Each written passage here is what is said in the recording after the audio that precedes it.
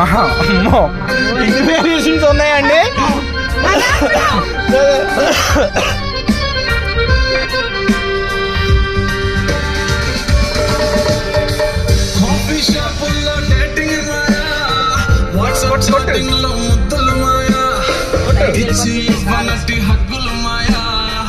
ఇవన్నీ రేపు common drive.